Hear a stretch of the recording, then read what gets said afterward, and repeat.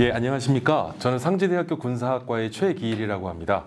저는 현재 한국방위산업연구소 소장을 또 맡고 있는데요. 주로 전쟁과 무기 그리고 방위산업 등에 대해서 연구를 하고 있습니다. 사실 우리나라 K방산의 저력을 가격 경쟁력과 그리고 우수한 성능 그리고 계약 이행에 대한 납기 준수 능력, 이 3박자가 고루 맞아떨어졌다라고 하는 부분을 이야기를 많이 하는데, 사실 좀 아이러니하게도 2022년 이전에는 그러면 이 가성비나 계약 이행 납기 준수 능력이 그럼 우리가 없었냐? 그건 아니거든요.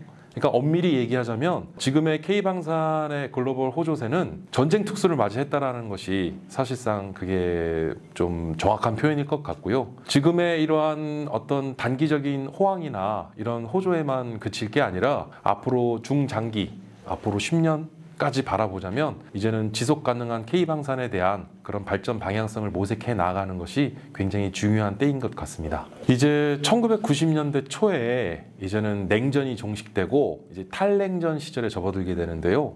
이 탈냉전 시절 동안 근 30년 가까이 전 세계적으로 군비를 감축하고 군비를 축소하던 경향이 강했습니다. 그러니까 이제 오랜 기간 어떤 그런 냉전 시절 이후에 평화 기저 속에서 전 세계 군사 강대국이나 방산 선진국들은 자국의 방산 기반이나 역량들을 축소해 왔다는 것이죠. 그래서 이러한 군비 경쟁에 있어 어떤 군비 축소나 그다음에 군비 감축에 대한 여파로 인해서 사실 참 아이러니하게도 독일이란 나라가요.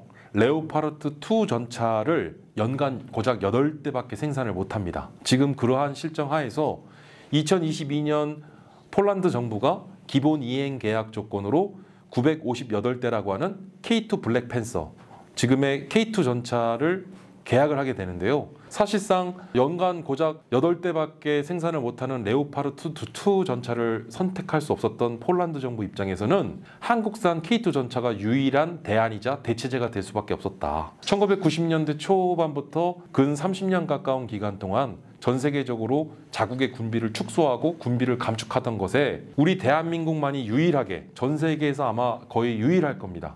탈냉전 시절 이후에도 변함없이 자국의 국방비를 강화하기 위해서 국방 예산을 증액하고 방위 기반 역량과 생산 기반을 확충한 것은 우리나라가 사실상 유일하거든요.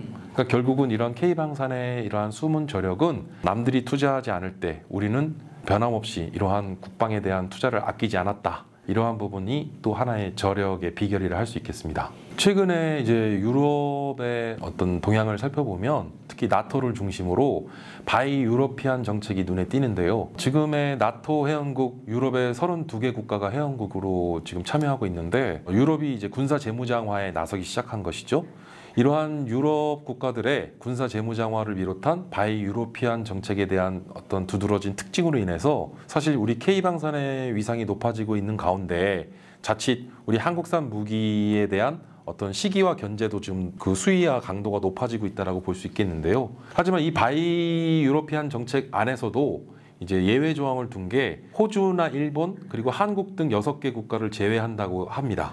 그러니까 무슨 얘기냐면 지금 단기간 내에 유럽 내에 방산 선진국들이라 불렸던 이러한 유럽 국가들이 자국의 방위 산업에 대한 생산 기반 역량을 강화하는 데는 결국은 일정 시일이 소요될 것이기 때문에 당장에 이러한 부족한 일종의 그런 갭을 메울 수 있는 것은 호주나 일본, 비단 이런 국가들뿐만 아니라 한국을 주요한 전략적 파트너 국가로 선정하고 있다는 것이죠. 그러니까 이제 어떻게 보면 유럽의 이러한 움직임은 우리 K방산에는 한편으로는 위기이자 또 한편으로는 기회가 될 수 있는 요인으로 좀 접근할 수 있을 것 같은데, 우리가 유럽으로부터 이런 한국산 무기에 대한 시기와 견제에 대한 수위가 높아진다는 것은 그만큼 우리가 잘하고 있다는 것을 방증하는 것이고요. 우리가 잘하고 있기 때문에 이제 견제를 받는 것인데, 글로벌 무기거래 시장에서의 최근 화두는 이제 무한경쟁 시장에 접어들고 있다고 좀 볼 수 있는데, 이 무한경쟁 시대에 있어서 지속 가능한 K방산의 발전을 위한 그 방향성을 모색하는 일, 그리고 우리가 어떤 국제 경쟁력을 갖추기 위한 어떤 그런 DNA 체질을 개선해 나가는 것, 상당 부분 이런 부분들이 우리 방산업계 그리고 우리 정부에서 좀 중점적으로 관심을 갖고 노력을 기울여야 할 부분이라 할 수 있겠습니다. 아마도 지금의 중동 전운이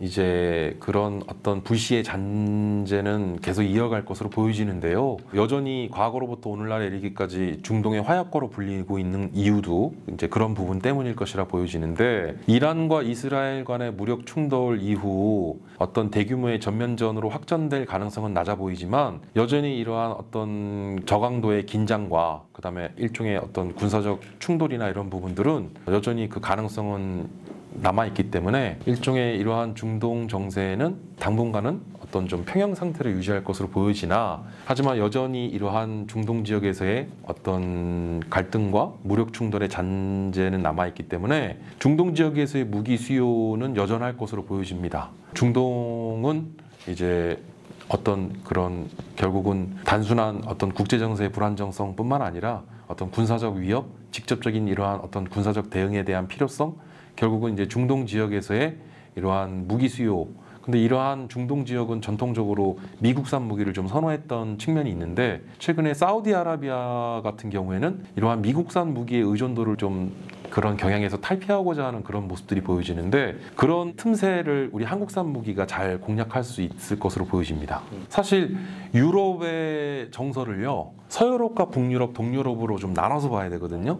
서유럽 국가들은 과거로부터 오늘날까지 전통적인 방산 선진국의 입지를 좀 다져왔습니다. 특히 프랑스나 영국 등이 대표적이죠. 그러한 나라들은 자국의 무기를 이제 국산 무기를 선호하는 경향은 과거로부터 오늘날까지 뚜렷한 특징으로 나타나고 있고요. 그리고 이제 북유럽의 경우에 이제 노르웨이를 이제 사례로 들 수 있는데, 노르웨이가 독일제 레오파르트 2 전차를 선택할 것은 이미 기정사실화됐던 거예요. 왜냐하면 노르웨이는 북유럽 국가로서 사실 독일로부터 여러 가지 경제적으로나 여러 가지 이제 독일에 의존적인 게 많았습니다. 그러니까 독일과 노르웨이의 관계는 사실 우리가 생각하는 그 이상인데요. 그리고 이제 기존의 노르웨이 전차를 독일제 레오파르트 1 전차를 사용하고 있었다는 거예요. 그러니까 이 무기 체계라는 것은 사실은 인터페이스나 상호 운영성에 대한 부분도 굉장히 중요하거든요. 그래서 사실은 기존 노르웨이 육군에서 사용하던 레오파르트 전차 1을 사용하고 있었기 때문에 사실 K2 전차로 완전히 전차 기종을 바꾸기에는 좀 부담스러웠고,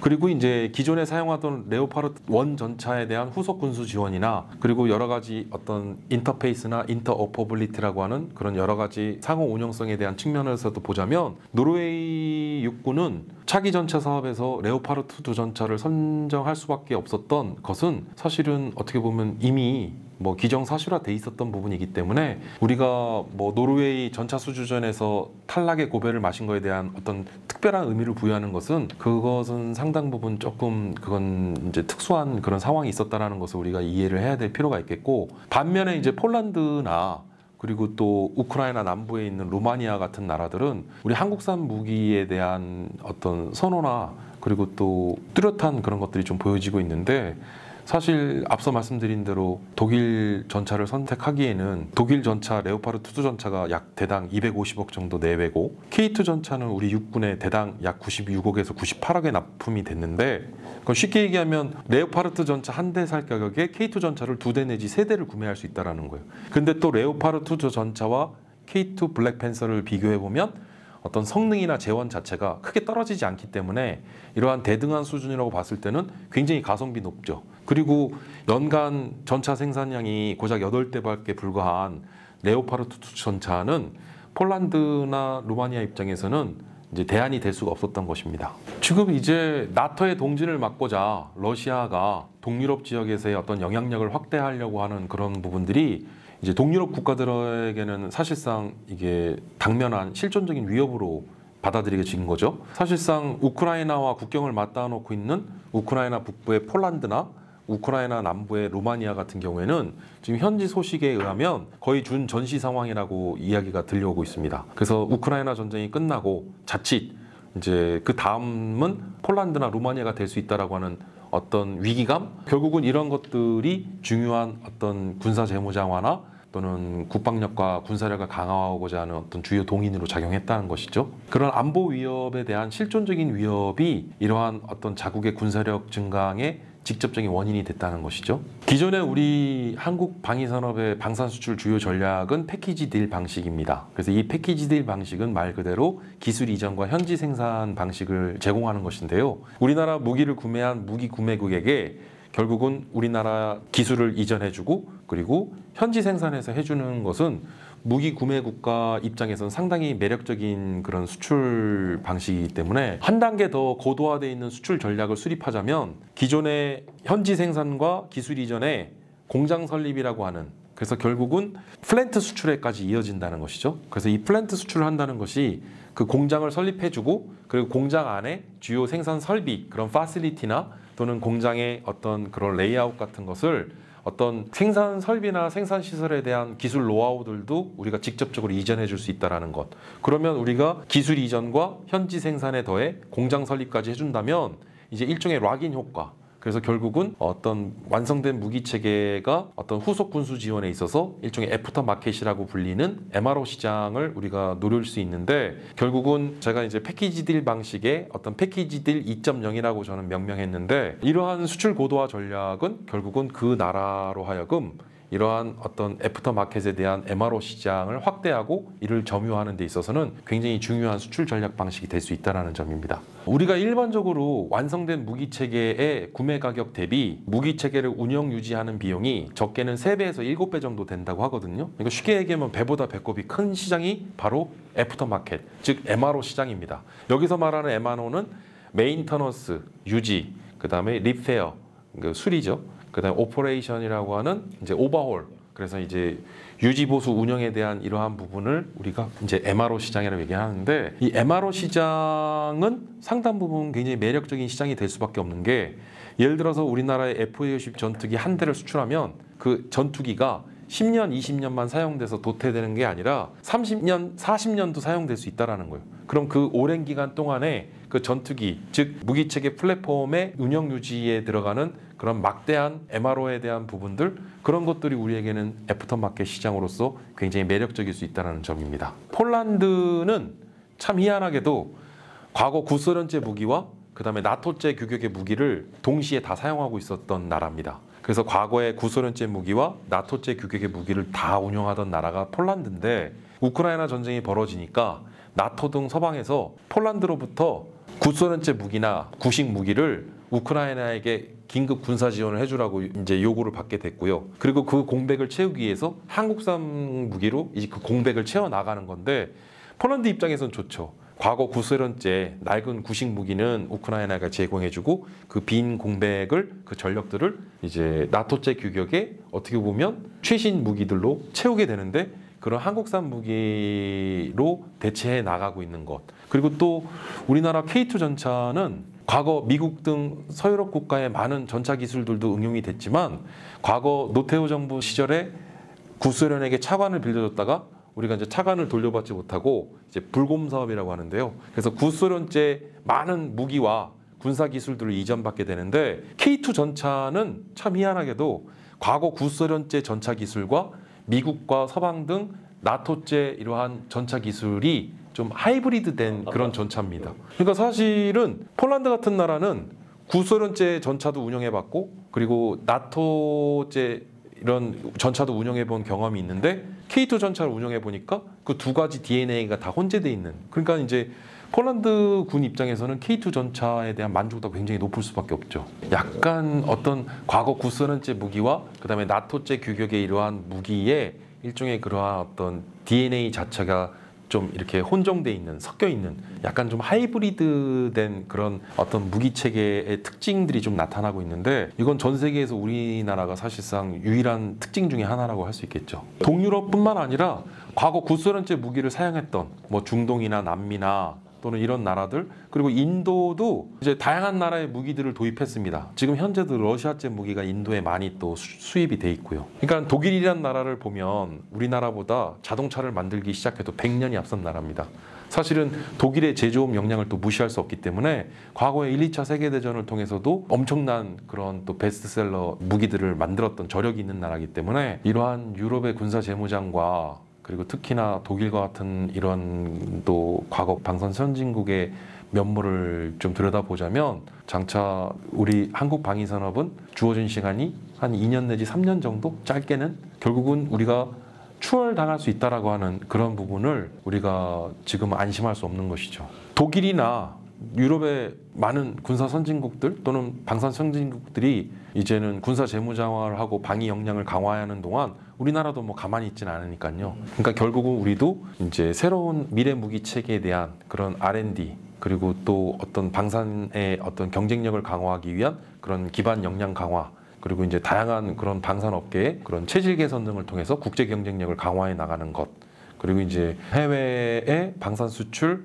어떤 수출 권역이나 수출 국가, 대상 국가를 확대해 나가는 것 다양한 그런 노력들을 통해서 결국 우리도 이제 무한 경쟁 시대에 접어든 만큼 지속 가능한 K방산의 발전을 위한 그런 노력과 그리고 또 그런 숙제가 우리에겐 주어져 있는 것 같습니다. 우리가 하드웨어적인 측면에 좀 너무 매몰돼 있었어요. 그동안 집중적으로 이러한 무기 체계 개발에 있어서는 단기간 내에 우리가 결국은 사실은 우리나라가 독자 기술로 국산화에 성공한 무기는 많지 않거든요. 무슨 얘기냐면 미국이나 여러 그 다양한 해외 성진 방산국들의 무기들을 도입해서 이제 리버스 엔지니어링, 이제 역설계를 해서 방산업계에서는 PIP라고 하는데 프로덕트 임프루먼트 프로세스라고 하는 성능 개량 사업, 일종의 업그레이드 사업들을 통해서 그래서 이제 한국산 무기의 어떤 그런 경쟁력을 높일 수 있었는데 그러니까 이제 태생적으로 우리나라의 무기들이 이제 독자적인 기술로 원래부터 우리가 독자 개발을 한 것은 아니기 때문에 사실 우리가 앞으로 가야 될 길은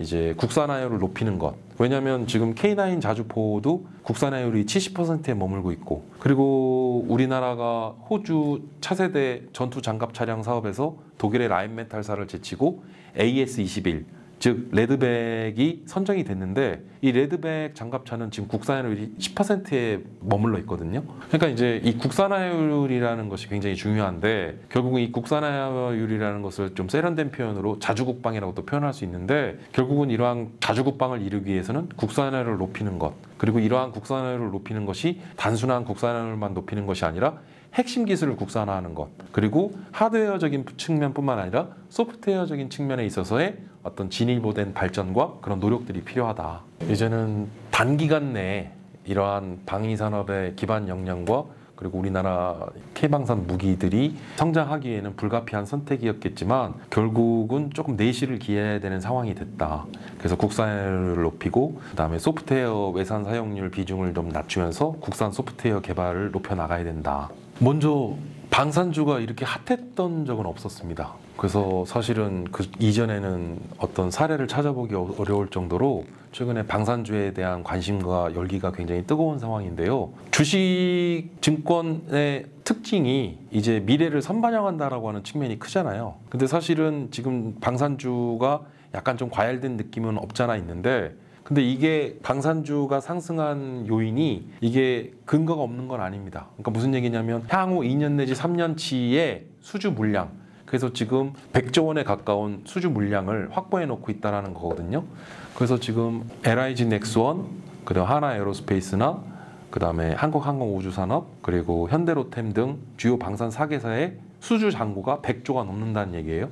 그러니까 향후 2년 내지 3년 동안의 수주 잔고가 방산 주요 4개사의 수주 잔고가 100조가 넘는다는 얘기인데 그런데 사실은 우리나라가 비단 그 방산 4개사만 있는 건 아니거든요. 여기에는 또 풍산도 있고요. 이 외에도 또 그 수많은 방산업체들이 있는데 이 업체들의 앞으로의 또 추가 수주 가능성이라든가 성장 가능성 사실은 우리 K방산의 이런 호조세 이제는 초호황기에 본격적으로 접어들고 있다고 보는데 이러한 초호황은 단기적으로는 2년에서 3년 그 다음에 중기적으로는 5년 그리고 더 나아가서는 10년까지도 우리가 내다볼 수 있다는 것이죠.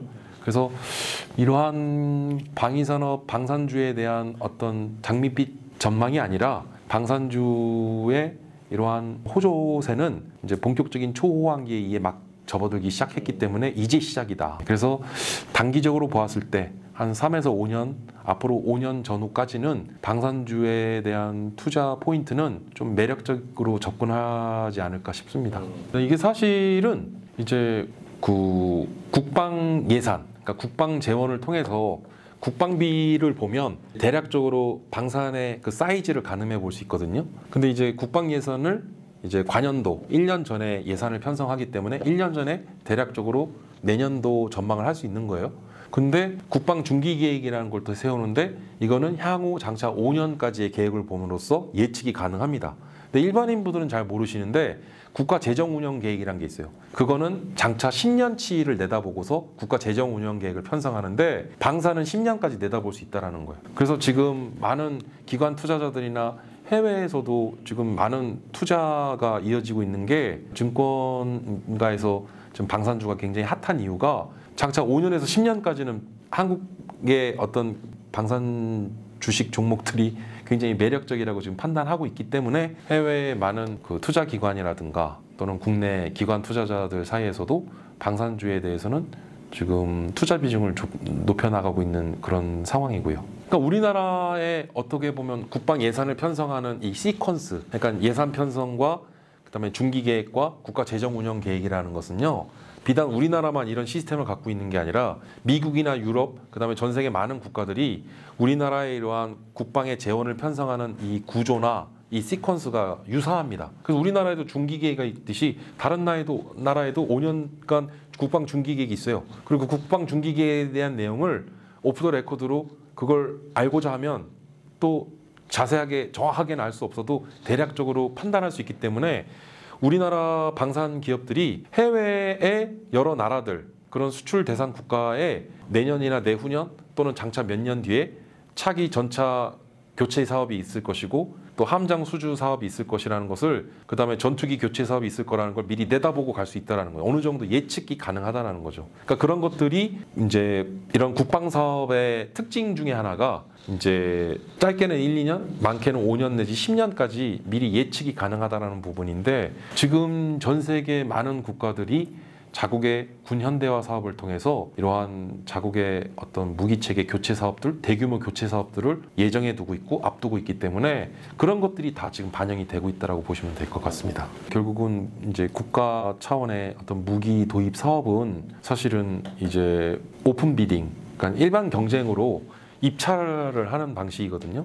그러니까 결국은 입찰에 선정될 것이냐는 또 그것도 복불복이기 때문에 그 사실은 그 어떤 시장을 예측하고 그 국가의 무기 도입 사업이나 규모를 사이즈를 우리가 예측은 가능하지만 그게 반드시 꼭 한국산 전차나 한국산 무기가 선정될 거라고 하는 것은 우리가 장담할 수 없는 거죠. 하지만 이제 그런 시장에 대한 어떤 수주 가능성 또는 이제 그런 것들을 정교하게 그런 걸 예측 분석함으로써 우리 국내 방산 기업이나 우리 정부에서는 그런 것들을 이제 어떤 수출 세일지에 그런 것들을 다양한 정보들 그다음에 어떤 그런 다양한 자료들을 통해서 뭐 그런 수출 시장을 우리가 가늠해보고 또 그에 맞춰서 또 수출 전략을 수립해 나가고 있는 것이라 보면 되겠습니다. 풍산을 빼놓을 수가 없는데요. 그래서 방산 주요 4개사 외에 사실 풍산을 조금 보면 많은 부분 좀 저평가했다고 돼 있다고 볼 수 있습니다. 사실 우리가 K9 자주포가 수출 효자 품목이라고 하고 또 최근에 K2 전차도 해외에 많은 러브콜을 받고 있는데 사실 이 자주포 K9 자주포랑 K2 전차가 싸우는 게 아니거든요. K9 자주포에는 풍산이 납품하는 155mm 포탄, 그 다음에 K2 전차에는 그 120mm 포탄을 통해서 이 포탄이 싸우는 거지 전차와 자주포가 싸우는 건 아닙니다. 그러니까 사실 전차나 자주포의 어떤 수출 물량이 늘어난다는 것은 마찬가지로 그 전차와 자주포에 사용되는 탄도 함께 늘어난다고 보면 되는데 결국은 K9 자주포나 K2 전차가 해외에 많이 수출되면 될수록 그리고 또 각 세계 여러 나라에서 이러한 전차나 자주포 또는 자국의 군사력을 강화하는 데 있어서는 결국에는 그런 포탄이나 탄환이 굉장히 수요가 더 급증할 수밖에 없을 거라는 것은 자명한 사실이죠. 그래서 앞으로 풍산은 우리가 주요 방산 4개사라고 일컫는 그런 기업들을 뛰어넘는 정도의 어떻게 보면 더 성장 가능성 또는 그런 기대치가 굉장히 높은 기업이 바로 풍산이죠.